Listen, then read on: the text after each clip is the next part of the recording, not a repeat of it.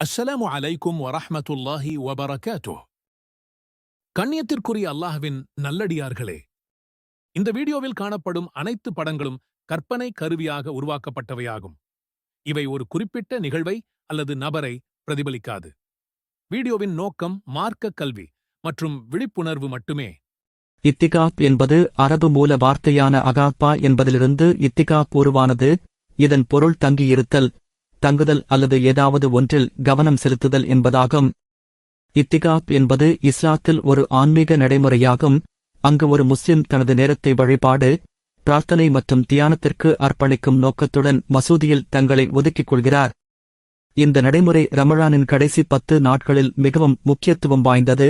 அப்போது நபிகள் நாயகம் ஸல்லல்லாஹு அலைஹி வஸல்லம் அவர்கள் அல்லாஹ்வின் நெருக்கத்தைத் தேடவும் வழிபாட்டை தீவிரப்படுத்தவும், குறிப்பாக 1000 மாதங்களை விட சிறந்த லைலத்துல் கத்ரை தேடி இத்திகாப் செய்வார்கள். இத்திகாப்பின் முக்கிய கூறுகள்: இடம்: கூட்டுத் தொழுகை நடைபெறும் மசூதியில், குறிப்பாக மஸ்ஜிதுல் ஜமாத்தில், பிரதான மசூதி. இத்திகாப் செய்வது மிகவும் பரிந்துரைக்கப்படுகிறது. நேரம்: வருடத்தின் எந்த நேரத்திலும் இத்திகாப் செய்ய முடியும் என்றாலும் ரமழானின் கடைசி 10 நாட்களில் இது மிகவும் வலியுறுத்தப்படுகிறது.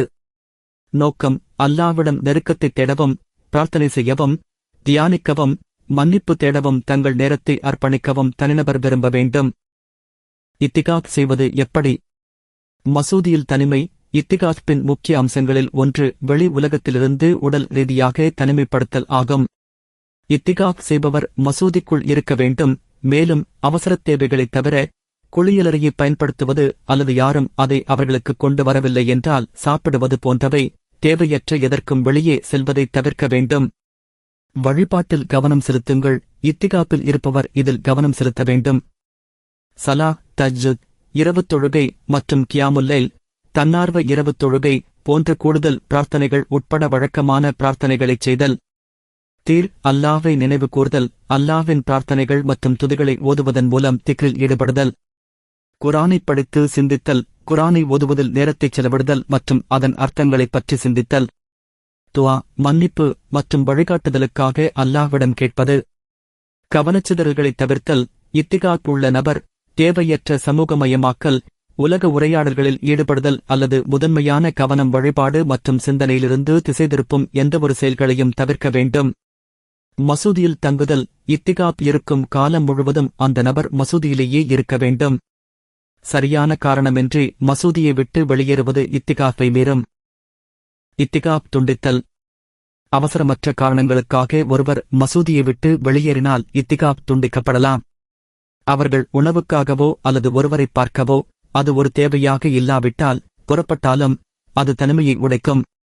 இருப்பினும் ஒருவர் அவசரம் போன்ற ஒரு தேவைக்காக மசூதியை விட்டு வெளியேறினால் அது இத்திகாப்பை மீறாது.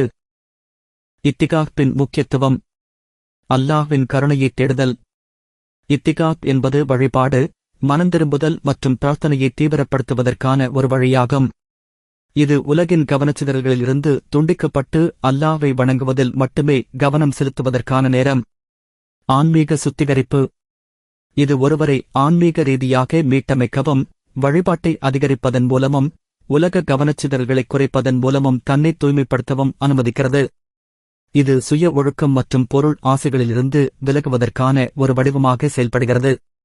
லைலத்துல் கத்ரை தேடுங்கள்: ரமழானின் கடைசி 10 நாட்களில் இத்திகாப் செய்வதற்கான முக்கிய காரணங்களில் ஒன்று 1000 மாதங்களை விட சிறந்தது என்று குர்ஆனில் குறிப்பிடப்பட்டுள்ள லைலத்துல் கத்ர் இரவைத் தேடுவதாகும். சூரா அல்-கத்ர் 97:3. இந்த இரவு ரமழானின் கடைசி 10 நாட்களில் 21, 23, 25, 27 அல்லது 29 ஒற்றைப்படை இரவுகளில் ஒன்றாகும். நபிகள் நாயகம் ஸல்லல்லாஹு அலைஹி வஸல்லம் அவர்கள் கூறினார்கள்: லைலத்துல் கத்ர் இரவை நம்பிக்கையுடனும் அல்லாஹ்வின் கூலியை எதிர்பார்த்தும் தொழுகையில் கழிப்பவரின் முந்தைய பாவங்கள் மன்னிக்கப்படும்.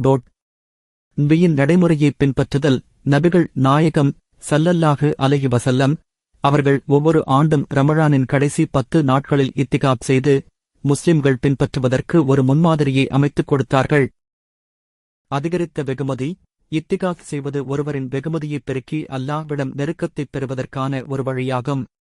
தனிமையில் இருந்து வழிபடுவதும் வழிபாட்டில் கவனம் செலுத்துவதும் மன்னிக்கப்படுவதற்கும் அல்லாஹ்வின் கருணையைப் பெறுவதற்கும் ஒருவரின் பிரார்த்தனைகள் பதிலளிக்கப்படுவதற்கும் வாய்ப்புகளை அதிகரிக்கிறது. இதயத்தை சுத்திகரித்தல். கவனச்சிதறல்களிலிருந்து தனிமைப்படுத்தப்பட்டு அல்லாஹ்வின் மீது கவனம் செலுத்துவது இதயத்தையும் ஆன்மாவையும் தூய்மைப்படுத்த உதவுகிறது. பாவ மன்னிப்பு. இத்திகாஃபின் போது தொடர்ச்சியான வழிபாடு, பிரார்த்தனை மற்றும் பிரார்த்தனையில் ஈடுபடுவது பாவ மன்னிப்புக்கு வழிவகுக்கும். அல்லாஹ்வின் பார்வையில் சிறப்பு அந்தஸ்து.